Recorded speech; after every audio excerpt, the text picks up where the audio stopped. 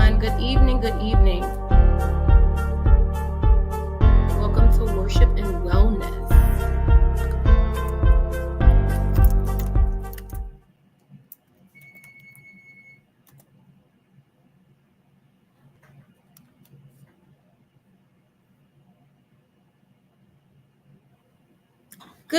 Good evening, everyone. Welcome to Worship and Wellness.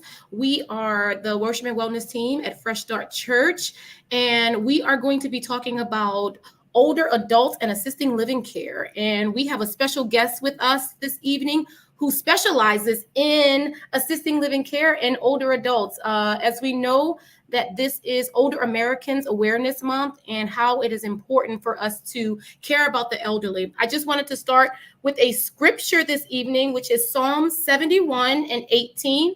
And it says, even when I am old and gray, do not forsake me, my God, till I declare your power to the next generation, your mighty acts to all who are to come.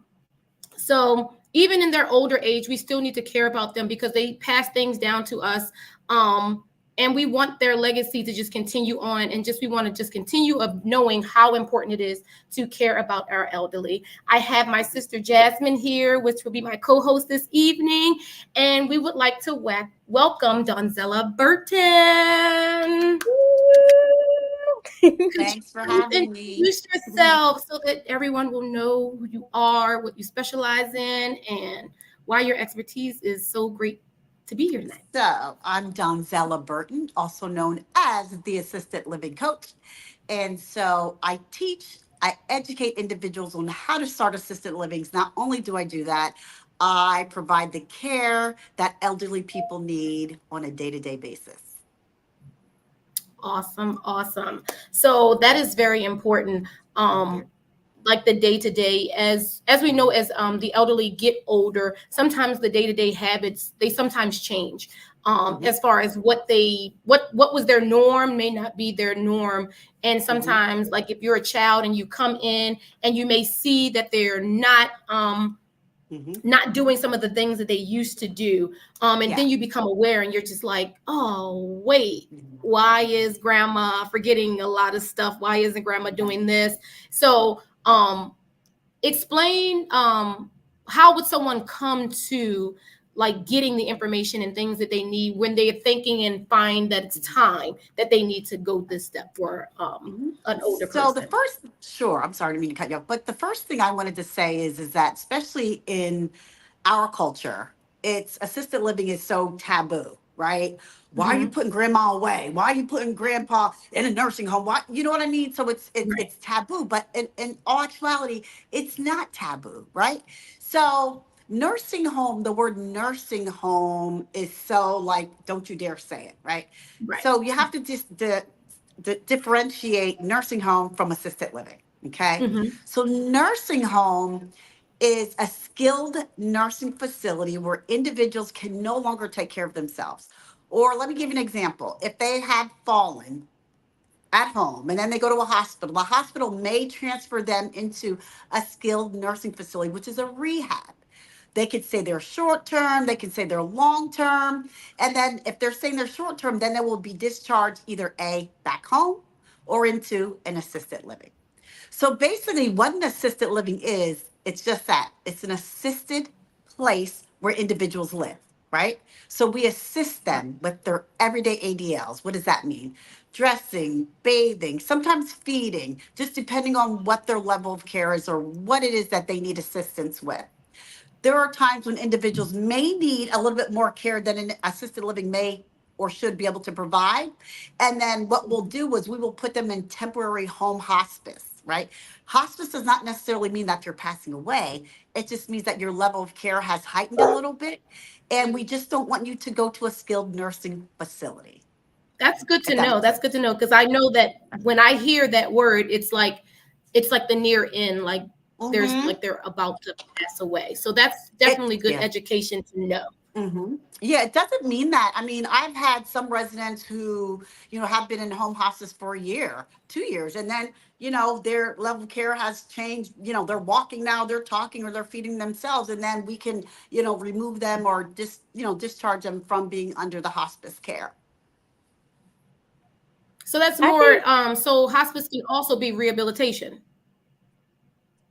Absolutely. Absolutely. So there's hospice care and palliative care, right? So palliative care means that individuals can get physical therapy while they're on it, they can get occupational therapy while they're on it. So it just all depends on what your needs are,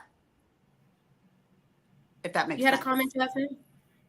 I was just gonna say I'm really glad that we're having this conversation because I'm a young adult, so I don't have too much experience with the conversation, but I'm starting to Okay. see it as I'm getting Mm-hmm. older with like my grandparents and things like that. Mm-hmm. And I never really Mm-hmm. knew the difference between assisted living and like nursing Mm-hmm. homes and things like that. And I do think that a lot of the time in our culture, we don't talk about it because we feel like we're Uh-huh. supposed to take care of them, but it may be better for them to be taken care of Yeah. by people who are qualified to do it.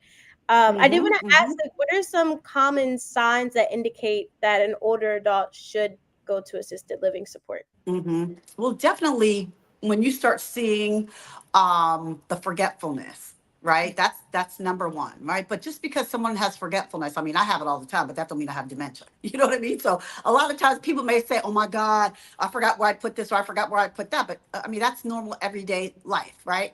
But when you get up in Right. age, when individuals, become forgetful, or they start getting combative, or they just they sleep a lot, or they just don't have that as they used to, then it's time for you to start searching for an assisted living. And so right now, there's something called the sandwich generation. And what is that? Mhm. That's like we're put in the middle. It's like a sandwich, right? We, as the middle-aged children, we're taking care of our children, and we're also taking care of our parents. Mhm. So we're sandwiched together. So this is something new, because people are living so Okay. much longer. I mean, I've had somebody who was 104 years old. So people are living Oh so, wow. so, so much longer. Oh, yeah, people are living so much longer.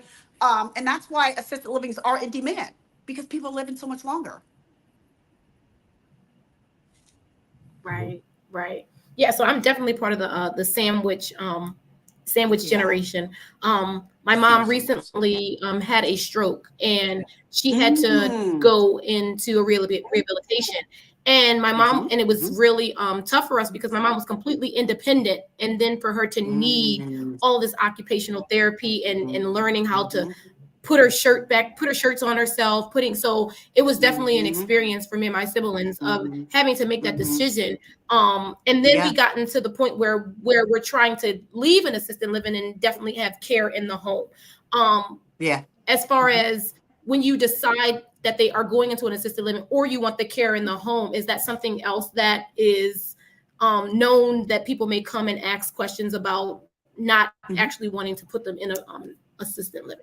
So a lot of times before an individual is discharged from, a rehab or skilled nursing facility, the social worker should, talk about assisted living versus having home care, right?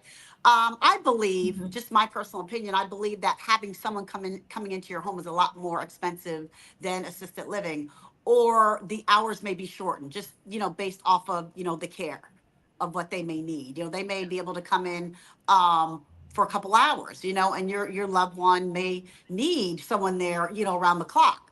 So Mhm. when they start needing someone around the clock, why not start looking for assisted living? Right. You know what I Yeah, mean? that's So, that's definitely smarter. Yeah. hmm.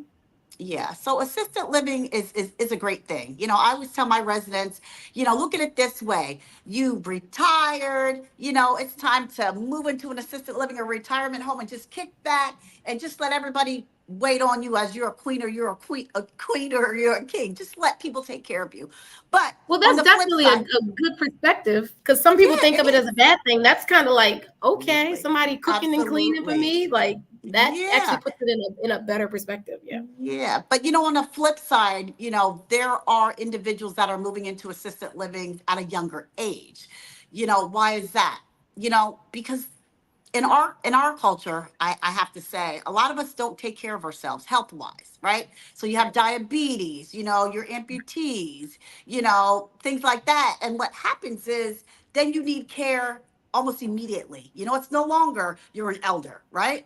You're in your 50s or your 60s, and now you need assisted living because you did not take care of yourself in the earlier years. We have a question in the chat. It said, what services do you provide to the family during that transition time of making that decision? So the services that I offer at my, I like to call it a community. I don't like to say facility, but I would say in my community, just depending on the level of care. And I know I keep saying level of care. So within an assisted living, there are 3 levels of care. There's a level 1, 2, and 3. Of course, number 3 means that the individual needs a lot more care than they normally would. So prior to an individual moving into my community, I like to talk about the needs of their loved one, right? Depending on what their needs are, then I can say, okay, this is what your needs are. This is what I can provide for you. These are the services that I offer. So I do offer an in-house nurse practitioner that oversees the facility. Individuals don't have to go out to doctor's appointments. We do blood work, x-rays, almost anything that can be done in a doctor's office can be done in-house. So therefore, family members don't have to take off of work. They don't have to take their loved ones to the doctor's office and sit there all day long. So it's a one-stop shop. So we do x-rays, blood work, podiatry, bathing, dressing, almost anything that you need can be done at an assisted living. Okay. That's good. That's good. I have a question as far as in the assisted living where there's some of these things where there's not enough employees, not enough as far as like the number of patients that are in there to the actual person, to the nurse, to the aide. Is that a problem just community wide as far as the availability of who's able to work? I would say since COVID, I think that, caregivers are definitely overworked and underpaid. That's just how it is. And caregiving, you have to be a special person to be a caregiver. You have to be a special person to be a caregiver. It's not just like, okay, I'm going to help you get dressed. I mean, you are everything. You are the person that is ultimately responsible for that individual. So normally it would be 1 caregiver to every 4, but now that, we're short staffed or in skilled nursing facilities, you may have 1 caregiver to like 25 people. You got to make sure you're getting them dressed, you're making sure you're bathing them. And that's why a lot of times, certain health issues occur. Why is that? Because the people are not getting the care that they need. You could be somebody who's bedridden and you need to be turned every 2 hours. And unfortunately, when a caregiver has 20 people, how can you go and turn someone every 2 hours? And then they develop a bed sore. Then they have these deep wounds. So I don't blame the caregiver. I just, feel bad because we're short staffed, right? So you're short staffed and then you don't have the money to pay the caregiver what they're really worth. So it's very difficult. Yeah, that's definitely a tough one. How would you encourage a family? Because I know that sometimes you can be like, when you put them in assisted living, it's almost as if like, oh, somebody else got them. I don't need to show up anymore. How do you assist with people coming in, like the family, how of them to stay involved, stay connected, getting that visitation, just wanting them to just really not just forget about the person that needs care? Yeah, that's so tough. I remember when I got into this business, like 12 years ago. And when a resident would move in, I automatically thought or assumed that when someone moves in, the family's going to come see them every weekend or the holidays or their birthdays. 9 times out of 10, they don't. And I have come to the realization that once they sign that lease agreement, they belong to you. So now I know, hey, ultimately, they are our responsibility. If the families don't come, they don't have to. I encourage it, but unfortunately, it doesn't happen, especially if you have a great community and the families feel safe and they know that their loved ones are being taken care of. They feel like, you know what? I'm paying them, for a service. Why do I have to go and visit? Why do I have to go as often as, other people may? So it just depends on the individual. It just depends on how important your loved one is to you. Depends on how much time you have. I mean, so there's a lot of things to take in consideration.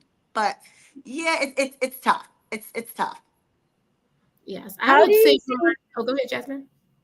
I was just going to ask, how do you think because we talked about kind of like the physical wellness, like you talked about them having like to turn them over to prevent bed sores and things like that. How do you think it affects their mental wellness being in assisted living?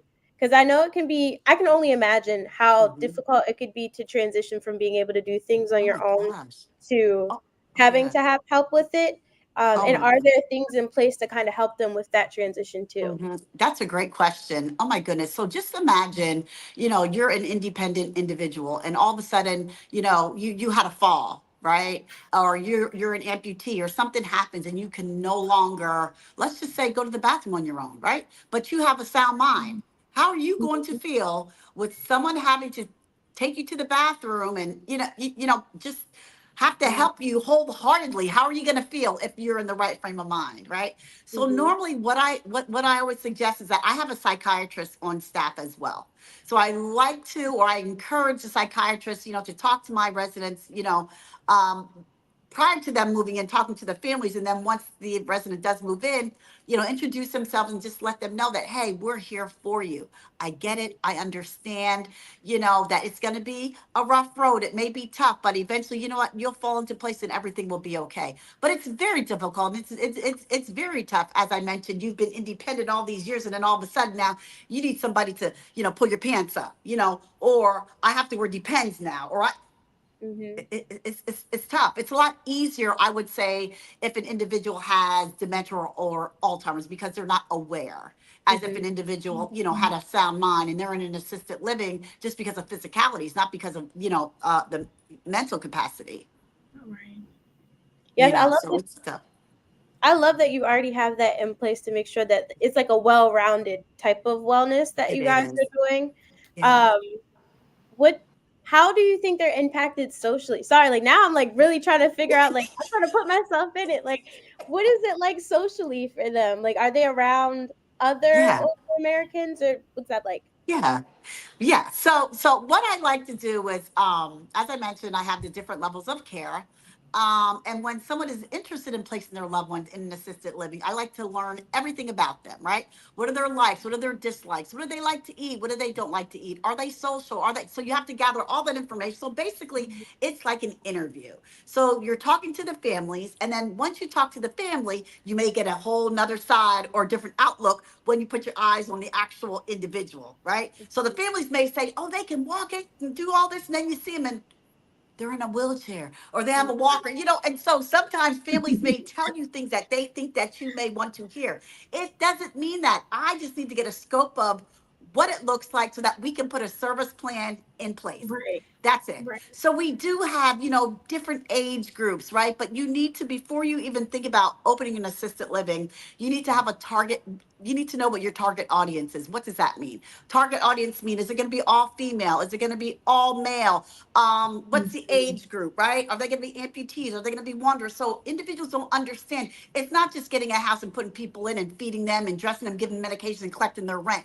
It's so much more to that. You have to understand who that individual is so that you know that A, you're a good fit for them, and B, they're a good fit for you, or vice versa. Or guess what? Maybe you won't be a good fit for that individual, right? So therefore you'll say, unfortunately, my community will not serve your needs, and this is why. So there are certain people that get into all businesses for wrong reasons, right? Just like they may get into assisted living for wrong reasons or the right reasons. So you have to kind of, if you're placing your loved ones in assisted living, you have to try to weed out the good, the bad, and the ugly, and you have to do your research and understand what it is that you are looking for, right? Don't go to one assisted living and you see the outside shell, right? We're visual creatures. Oh, I like how this looks, but we don't know what the care is.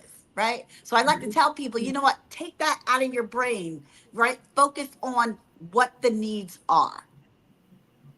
Yeah. So I would say that means, like, during that interview, as when you're looking for it, we have a question here. How do you choose the best assisted living for your loved one or family member? And you had touched on this about being honest during that interview process to know if it's going to be a good fit, if it's not going to be a good fit. But if you could elaborate on that question. So how do you choose the best assisted living for the loved one or your family member? So as I mentioned earlier, is that it's like an interview process. So I will interview the family first, talk to the family, and they'll let me know what their needs are, and then I will do an assessment, right, which is called the manager's assessment.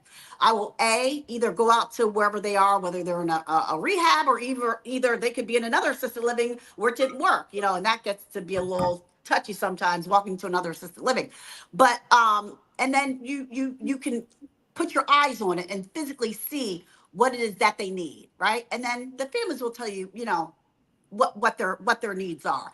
And then ultimately you really don't know what their needs are until they've been with you for, I'd say, about 30 to 60 days. Then you'll understand and really see what their needs are, because you're not going to know by someone telling you, oh, my mother needs this, or my father needs this, or excuse me, so as I mentioned, once they move in, you'll get a whole, snapshot of what their needs really are. Yeah, that's really good. As far as when you go into the assisted living, like, whose decision ultimately is it? Depending, you say this level of care. I know as far as, like, there's some things that's in place, like advanced directives, like who can make these decisions. But as far as who ultimately makes a decision that this person is going into this facility, because what if those things are not in place and someone's trying to put someone, how would you explain those types of situations? That's a great question. So I like to tell people that the first thing that you should do is, if you notice that your loved one, is starting to have some changes, right? Do they have dementia? Do they have Alzheimer's? Or are they just slowing down a little bit? I usually say guardianship. Right? Guardianship of person, guardianship of finances, become the POA, power of attorney, so that you are able to make those decisions for your loved one, instead of allowing someone else who doesn't know them to make decisions for them, whether it be, I don't know, the assisted living owner, whether it be a manager, whether it be the court system. You need to make sure that you have everything in place prior to moving your loved one into an assisted living, so that if something happens, you have the last say or the first say. Hey, I don't want them to go to a skilled nursing facility if they fall. I want them to come back to the facility and, get PT or OT in the house. So, you have a say. If you don't have that in place, then somebody else can make the decision for you. Ultimately, it may not be the right decision for your loved one. And how soon do you think someone should have those things in place? I would say almost immediately, when you see that there are changes within your loved one. When you see that they're starting to get forgetful, or they're not doing the things that they used to, it's time to take a visit to the doctor and get an assessment on them. And they may say to you, hey, I think there's onset dementia starting to occur. That's when you need to start getting those things in place. Gotcha. And it's great, because assisted living, is a community, right? We're a family. It's not, people think that it's like this facility where, everything's black and white, and it's not colorful, and it's not warm, it's not inviting, and that's so not the case, right? You want to make it as comfortable as possible for individuals that are moving in, or individuals that actually already live there. Assisted living is a $98.3 billion business. Why is that? Because, as I mentioned earlier, that people are living so much longer, and families no longer want to put their loved ones in these big assisted livings or these big communities. Why? Because they want them to have that one-on-one attention if need be. They don't want them to get lost in the shuffle. You place them in a community that's, I'd say, 15 or more, they're definitely going to get lost in the shuffle. Let me give you an example. Say, for instance, you put your loved one in a community that has 20 people. They have a private room all the way in the back, right? You have one staff for every 10. He or she has a fall. When do you think they're going to notice that she's in the back there and she had a fall? It's going to be a long time. It's going to take a while. So I am an advocate for the smaller communities. And what is the size of the smaller community usually, and the ratio of staff to? Sure. Great question. So normally a smaller community would be like 15 or less. And then it depends on the level of care, is a determining factor of how many staff you have. So say, for instance, I'm giving an example. You have a 10-bed community and everybody's bedridden, right? What does that mean? They need to get turned every 2 hours. So pretty much you need to have maybe 3 staff on board. right? Three staff on board so that, the individual does not develop a bed sore, doesn't develop, any type of wounds. Wounds don't just occur on their buttocks, they occur like on their heels. So when they're laying down, you have to make sure that you are positioning their legs in a certain manner. You have to make sure that their legs are being raised so that they don't get the wounds on the bottom of their heels. So there's a lot that you have to take in consideration, when you're A, owning assisted living, or B, when you're placing your loved one there, right? Knowing that my loved one needs ABC type of care, right? Can this assisted living provide that care that we want or that she needs or he needs? It takes a long time to find one that you're going to feel comfortable with. So normally when I have someone that moves into my community, I will call the family the next day and let them know how they slept that night. I don't allow any visits for the first week because the individual needs to adjust to their environment, right? So it's like, children go to a daycare, they have to adjust. So it's difficult for everybody involved, not just for the resident, but for the family. You know that your loved one is, in a community with strangers, right? How are they going to be taken care of?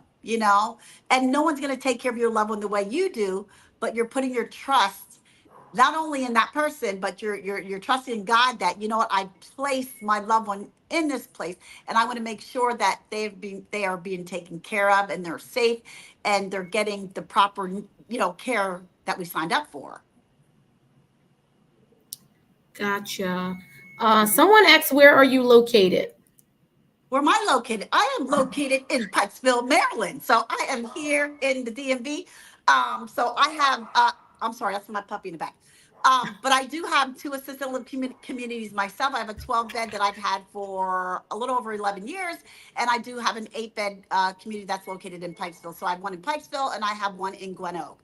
On top of owning assisted living communities, I also teach and educate individuals on how to start their own assisted livings. So that's my passion. My passion is educating people and allow them to be successful in this business so that they can also move individuals in and, shower them with love and the care that they need. So, yes.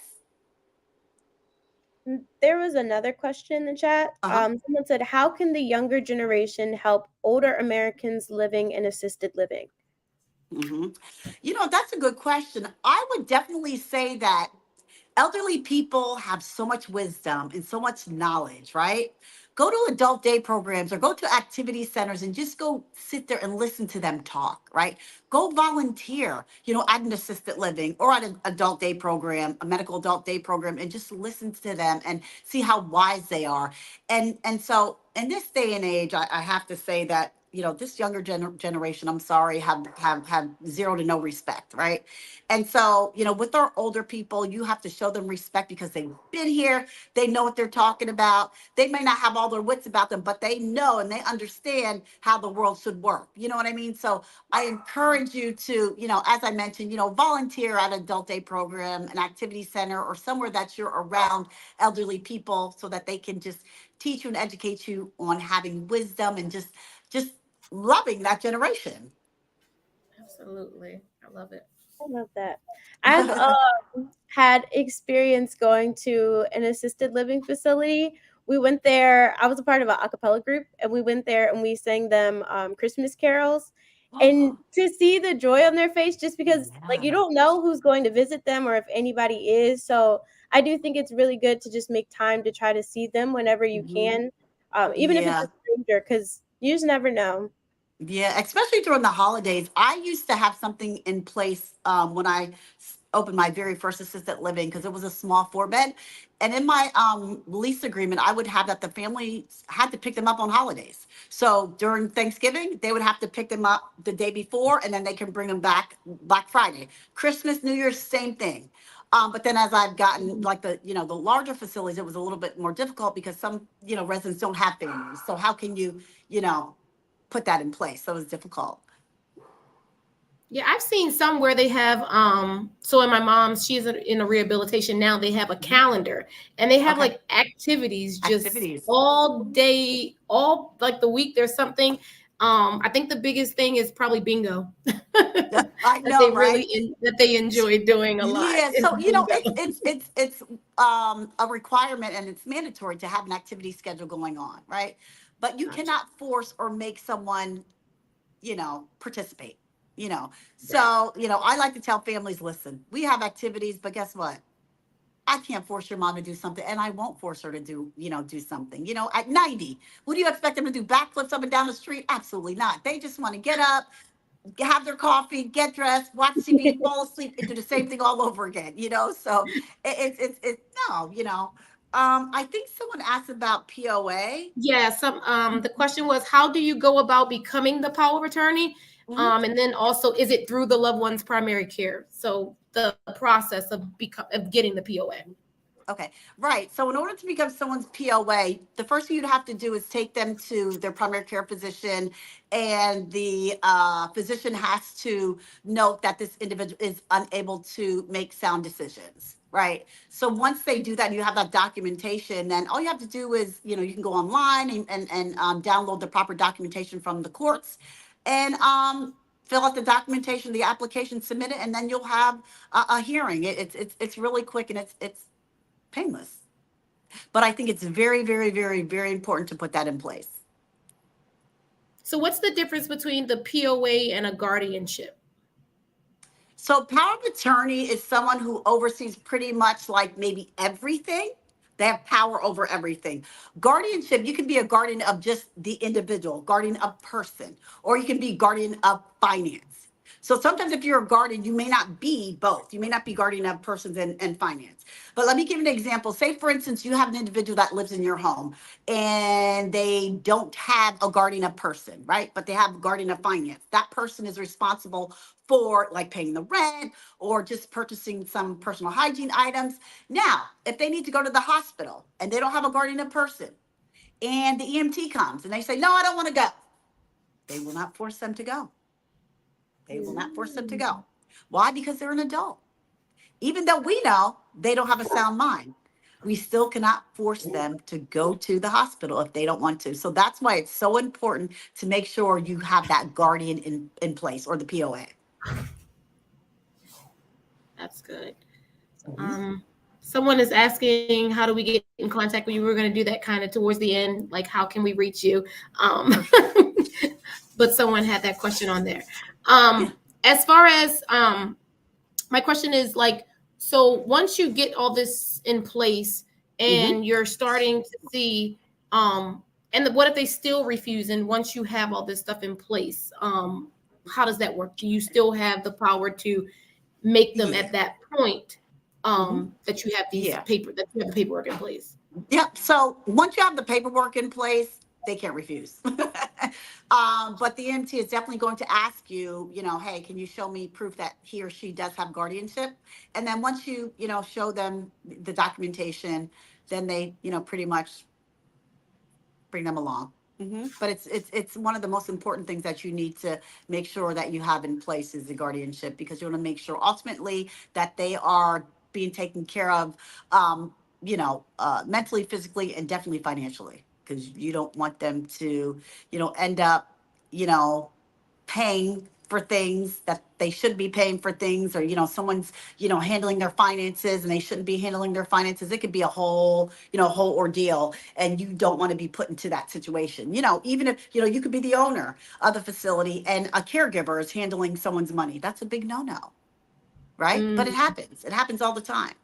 So it's a no-no. If you have somebody in place, they know that, okay, grandma only needs $10. And what does she need $10 for? But ultimately, she has $10, and the guardian is handling all her other, finances, and they know, their responsibility is to just make sure they're paying the rent. Or, sometimes what I'll do is if they need, I don't know, personal care, personal hygiene items, I'll buy them. And then when I send them their monthly invoice, I'll just put that price on the invoice. And then like the receipt or what have you, then they know, what the responsibility is to pay. Gotcha. Someone gave a comment, Brittany Dixon, that she worked in assisted living facility for 6 years and she learned so much. She loves the elderly community. You gain so much respect for them through serving them. Oh, you do. You do. You do. As I mentioned earlier, they have so much wisdom and so much knowledge that, you can only help but just listen to them, and just kind of just listen to what they've been through. And so they know, what you should be doing, what you should not be doing, because they have so much knowledge and they're so smart, and they just have so much Right. education because they had more behind them than they do in front of them. So why not listen to them? Why not listen to them? Right. Yeah. Yeah. We have a question. What if you get guardianship of your father over their wife? Okay. And what? I don't. Okay. What? I What? don't think it's. I don't know if it's what if or can you. I don't know if the question is Can can you? you or what if. If you can I mean, clarify the question. anyone. Sure, anyone can become a guardian. As long as you are appointed, right? Whether you're appointed after they pass and had another. What if you get guardianship of your father's wife after they pass and had another will done? Well, how do you get guardianship over someone after they pass, unless I'm not reading that correctly? All that stuff needs to be put in place prior to. You can't all of a sudden just say, hey, I'm going to be their guardian, or I'm going to be responsible for, I'm a little wondering confused if on that he one. meant, I think he might have meant, what if you get guardianship of your father after their wife has passed? I think that might be what they're trying to say. Oh, I don't know. I mean, Pastor Williams, can sorry. you clarify your question, and then we will Yeah. try to answer it clearly. I did have a question about. Oh, sorry, Nicole. Oh, no, I had a question. So we went from the beginning about like how to look for assisted living. You talked about checking the sizes of the assisted living, making sure that the services that whoever is going into it needs is actually offered there. Do you have any strategies to ensure a smooth transition into the assisted living? Like once you find it, I know you talked about the screening, that it takes like 30 to 60 days for them to really get adjusted and see if it's a good fit. But is there anything that the families can do on their end, or anything, I don't know, just any tips that you might have? One thing that I like to tell the families is that once they sign that resident agreement or that lease agreement, we're responsible for their loved one, right? So what does that mean? Step back and let us do our job, right? I know it's hard. It's very hard, but allow us to do our job, right? We have been put into this position, right? Because we've educated ourselves in learning how to take care of these individuals, right? Not just physically, but mentally as well. And this is not for everyone. This job is not for everybody. Trust me on this one, right? It's definitely not for the weak. When I first got into this business, oh my goodness, I used to cry every single day. I was stressed out so much. And, people were passing away because they were older, and I thought it was my fault. It was like, oh my God, what could I have done differently? And so as I've grown into this business, I've educated myself and said, you know what? Guess what? They lived 98 years. Girl, why are you crying? Look, they good. And so when you learn that and you understand that you have done everything in your power, to give them the best of their last days, that's all that you can do, right? Pick up the pieces and keep moving, but as I mentioned that, families need to understand that once they have chosen your community, hands off, because we know what it is that your loved one needs, probably more than you do. You know what I mean? And so, there are times when I've witnessed where families would say, oh my God, my mom's not going to do this, my mom's not going to do that, or my dad's not, and they totally do something totally different. And it's like, what were you talking about? And of course, even like children, they behave way better when they're with somebody else instead of with their own family. You know what I mean? Right. So that's basically how it is with elderly people. They're just, it's like they're like children all over again. Sometimes people hate when I say that, but it's the truth. They revert back to childhood. I can relate to that. I can relate to it going back, almost like it goes back to like a child stage. It was just an adult, definitely.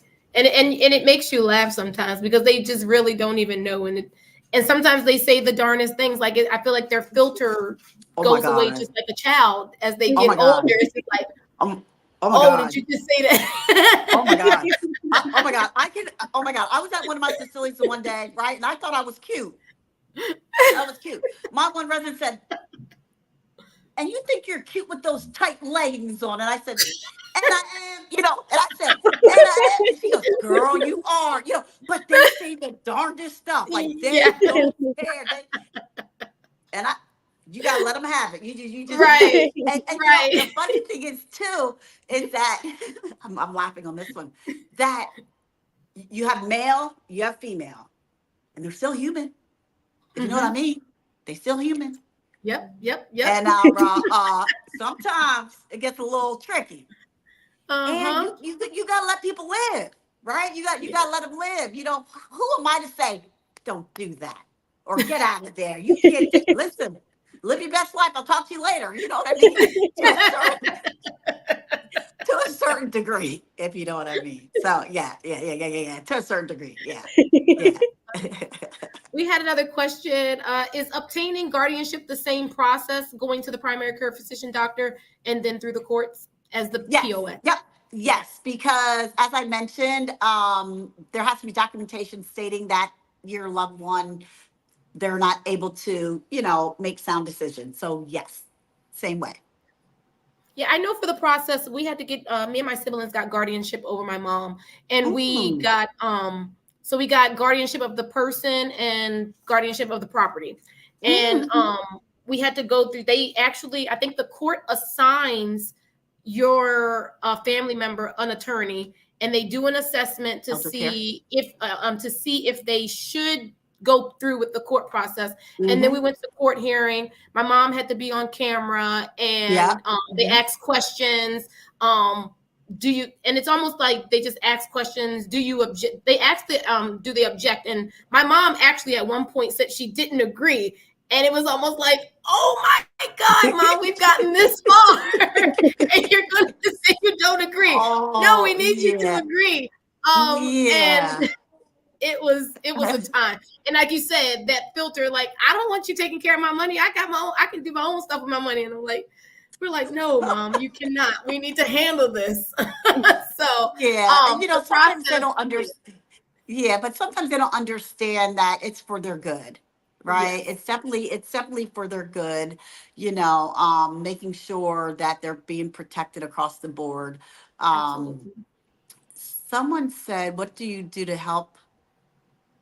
They said the nurse care is hurtful and painful at the assisted living. What I would do is listen to your loved one. Now, listen, I'm not saying that they're always telling the truth, but you still got to listen and pay attention. Right. So what I would do is I would have a sit down with the individual that they're referring to, and just hear them out. Talk to, I would have all parties involved. I'd have, your loved one, the caregiver, or you're saying the health nurse, or whomever it is, and definitely like the manager, the person that oversees the community, and have a conversation, because there's some truth to something. Definitely some truth to something. Yeah, absolutely. I know we do like at the assistant, we do like monthly care meetings with the family. The social worker is involved, the psychiatrist, the physical therapy, and like those what are they called? Care plan meeting. Donzella, what are those? Yes. A care plan meeting. Yep. Care plan meeting. Yes. Yep. Yes. So normally the assessments have to stop, to change. Yep. So normally when an individual is being discharged from a skilled nursing facility, there's a care plan that's set in place that they will have for the individual. Hey, they need home care when they, get discharged. They need PT, they need OT or what have you. And then that care plan will, stay in place for, a couple weeks or maybe a month or so until you come up with your own plan once the individual is discharged. Pastor Payne, what process did you, this is for me. What process did you and your siblings go through to decide who would handle the finances? Because if I understood you correctly, you said handle the finances. How do multiple people do that? So what we did is all three of us have over person, and then I have over the property. And that's just because I was the financial one, and I just handled it. So it was just easier for me to just do it. So that's how we Yeah, just made the decision. yeah. I But think it was agreed upon. Yeah. good. I think sometimes it's difficult though when someone is the guardianship of person and they live in another state. I think it's just very difficult to make sound decisions for someone if you don't see them often, right? It's just hearsay. Mhm. Financial finances, I think it's fine because you don't need to really be, I don't think, in the same state to have guardianship over someone's finances. You can do that from afar. But a person's and property, I pretty much think that it makes life so much more easier when that individual is, close by or nearby. Yeah, and they consider property the finances. It wasn't like the property was the finances. And I guess it depends on if they had, like, depending on the estate and what people had, of how difficult it would be. Hmm. My mom's estate wasn't that much, so it was pretty simple to Okay, basically good. be in charge of and Good. take care of. Yeah. Yeah. And then a lot of times people don't understand that the importance of having things in place, like a trust and things like that. People think that it's a will that's more important now, but it's actually a trust is a lot more important, Absolutely. so Absolutely. you have to take all that in consideration and don't wait Yeah, till the because last minute isn't and the then you're like difference with the shuffling. will? Is the difference I'm with the sorry. will has to go to the court? The will has to go through the court, and a trust does not. Well, Like, it's that's not still my like, lane. That's not my lane. But my fiance, the contract doctor, that's his lane. He does trust all the time. gotcha. So I will give his information at the end. But yes, it's very, very, Absolutely. very, very important. And you want to just make sure that you're not scrambling in the end. When someone passes away, like I had a resident, maybe 4 months ago. She was in her 90s, and I became her rent payee, and her Hmm. guardian, and not that I wanted to because I just don't believe in mixing, but I had to because she was living with her goddaughter for 20 years, and her goddaughter was taking care of her, but in all actuality it was the other way around. And we found out that that the person was not really doing what they were supposed to be doing. And so, it just got to be a little hairy and just a little tricky. And that's why I always say that it's very important to make sure that you have all that stuff in place, whether you place your loved one in assisted living or, you have a home care nurse coming, to their house or what have you. Just always make sure that you have all that stuff in place. Absolutely. I would Do Hmm. you definitely. have any suggestions for finding, like, if someone is looking for a home care nurse, like a resource that they can go to, or like maybe a website that's credible? So I always like to say Google home care, right? Home care, and check out the ratings or the reviews. Mm. Check out the reviews, and then you can interview them, right? Interview them, have Mhm. them come to the house and interview them, or do an interview over the phone. And if you like the interview over the phone, then bring them to the house just to kind of see, how their energy is, so don't, read one review and it's 5 star and it's like, oh, I'm going to use that person. So just be very, very, Absolutely. very, very smart. Just like assisted living. If you're looking for an assisted living, I always say go visit a few, right? Meet the owner, not the manager, meet the owner, right? A manager is a manager. An owner is someone totally different, higher regard. They will tell you exactly what it is, right? A manager is someone who wants, to bring in the numbers, right? An owner is going to be the person That's that good. tells you exactly what it is that they're going to provide and what they're not going to provide. So it's very important to make sure that you are doing your research, if you're thinking about placing your loved one in assisted living, or bringing a staffing agency, into their home. Gotcha. I had a question that we hadn't talked about cost. The Mm. cost for assistant living, rehabilitation, and the care. Could Mhm. you give us Sure. a I sure few can. bits? I sure can. So assisted living is all private pay, meaning Meaning. a check, got to write Gotcha. that check. Mhm. Insurance does not cover assisted living. It's all private pay.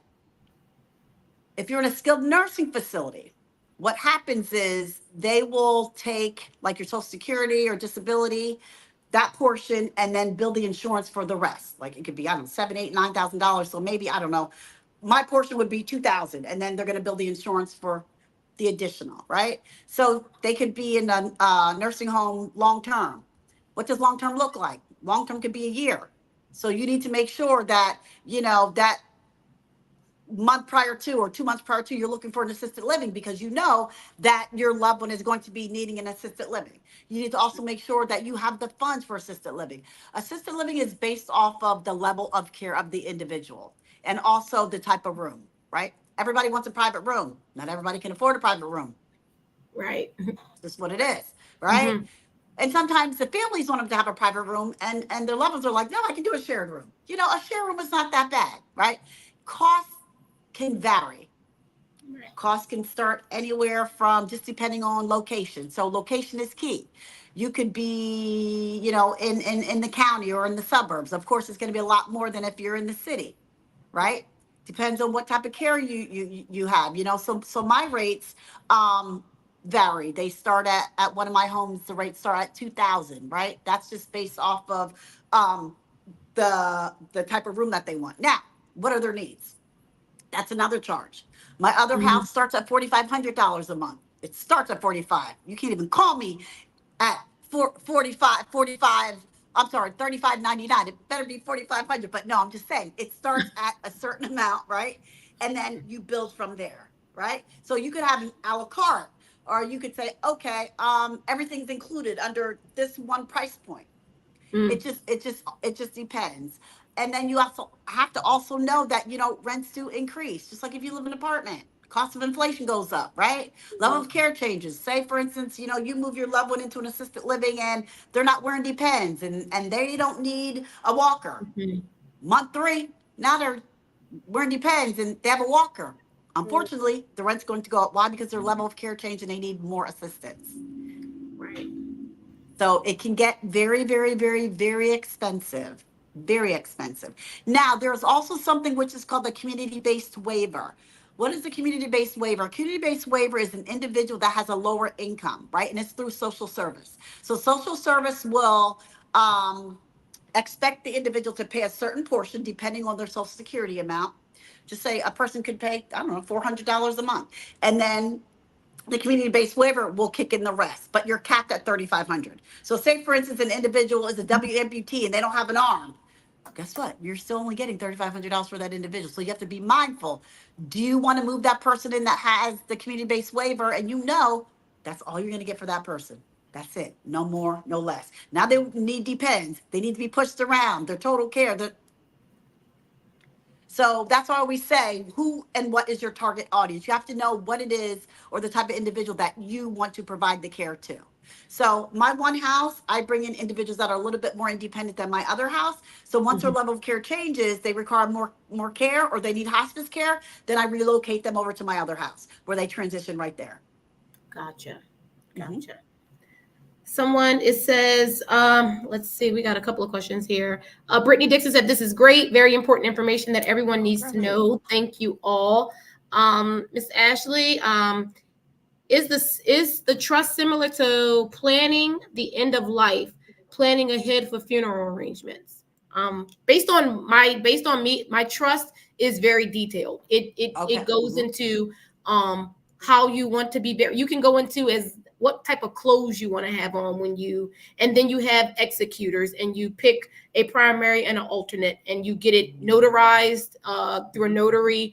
And basically, it's very, very detailed. It goes through everything in your life, how you want your life insurance to be dispersed, how you want, and everything goes into that trust and all your bank accounts and everything. So everything in your life is under that trust, and then it's dispersed as when you pass away. So I know.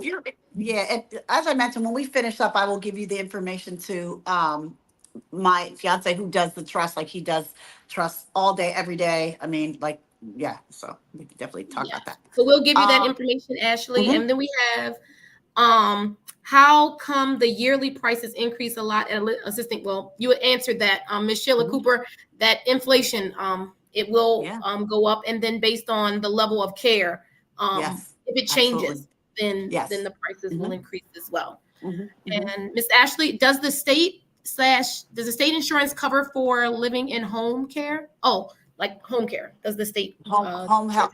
Home health does if somebody is living in their home, yes, home health does kick in. I don't know the percentage of that. That's not, really my forte, but I know that insurance does cover that. I'm not sure of the percentage though. Yes. Yeah.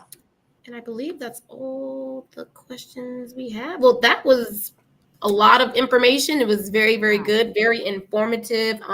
Like I said, I've actually gone through the experience of having to get that guardianship and actually deciding to put our mother in rehabilitation. And now we're in the process of maybe transitioning and bringing her home and getting that the level of care. So Nice. she's progressing very well, and we're happy for that. Nice. So this is really dear to my heart because my mom is not that old. She's older than us, but it was a surprise, and us having to make sure that we had that advanced directive and power of attorney because we didn't have it. So we got it on the back end. So this is very informative to get it done now before anything happens. Absolutely. Do you have anything to add, Jasmine? I just think, like I said earlier, this is a really important conversation to have because it's not something that's talked about regularly.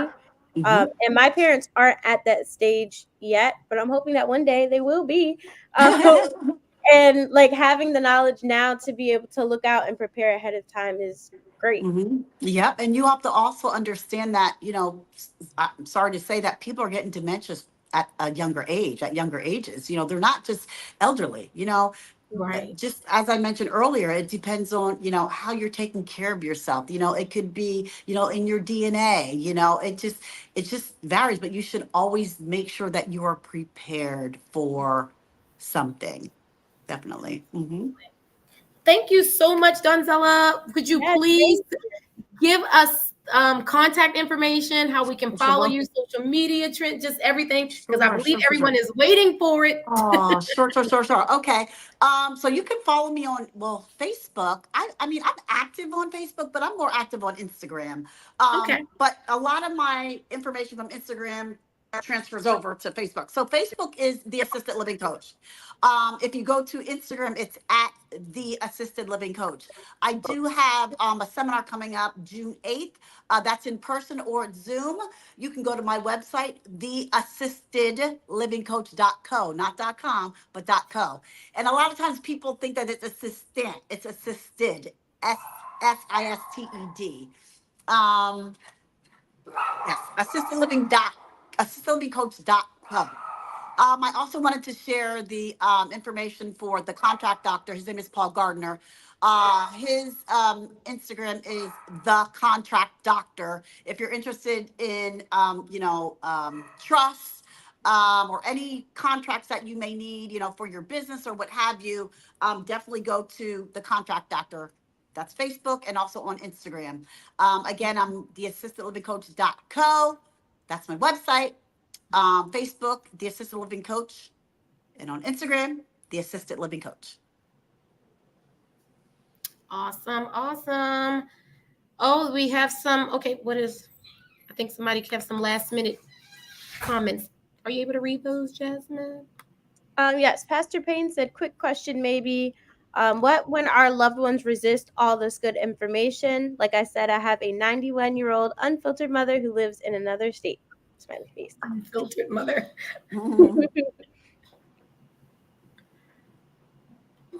I mean, what when our loved ones resist all this good information? Like I said, I think what do you do? Like what support can you provide for older adults who are hesitant to the idea of assisted living? Yeah, they usually fight against it, but you have to let them know. Let me lay it on the line here. What if something happens to you? Who would you rather take care of? Who would you rather trust? Someone that you love or someone you don't know? And find examples. There are elderly people out here that are being abused, even in, these nursing homes and assisted livings. Why? Because they don't have anyone to oversee them. They don't have anyone to look after them. So sit down, have a conversation with, your loved ones, say, hey, you know what? I want to make sure that we have everything covered just in case something happens. I want to make sure that all our T's are crossed, all our I's are dotted, and that you will always be in a safe place. You'll always have somebody to oversee you, wherever it is that, that you are. hopefully that, that helps. And even if you have, siblings, you all should try to be on the same page, and of course you're going to have one that may say, no, I don't want assisted living. Okay, can you handle all the responsibilities on your own? Because it's hard for just one person to be a caregiver for someone. It takes a village, just like to raise children. It takes a village to make sure that, you're helping out with your loved ones, So that's what I would say, that make sure that everybody or almost everybody is on the same page. You don't want to wait until the last minute and then you're like, oh my God, you're all scrambling trying to figure out or find out the answers. Awesome. Pastor Payne said thank you. Yes. Okay. I think Pastor Williams finally got his question together. Let's see. Okay, good. Friend had guardianship over the father. While in her care, he did another will. Now wife wants to contest will now he has passed, not wanting to give us biological kids anything he left them. I think that might be a question for maybe the contract doctor. Contract doctor. As far as maybe as far as like which one outweighs which one is actually in place. Basically did it after death and things like that. Yeah, I also wanted to share my email address. So it's donzella@theassistedlivingcoach.com. And for the contract doctor, it's pgardner@thecontractdoctor.com. Doctor spelled out, DOCTOR. So like I said, make sure that you are, protecting your loved ones, protecting you, just protecting their assets or investments and just everything across the board. Like, don't wait until it's too late and you're scrambling and you're allowing somebody else to take ownership or over what your families had worked hard for. Okay? Awesome. Well, all right, everybody. We thank you so much for tuning in to Worship and Wellness. This has been absolutely amazing, where we meet every first and third Monday on live, and where we believe in biblical principle with practical steps. Until we meet again, have a good night. Oh, thank you. Thanks so much. Take care. Thanks for having me.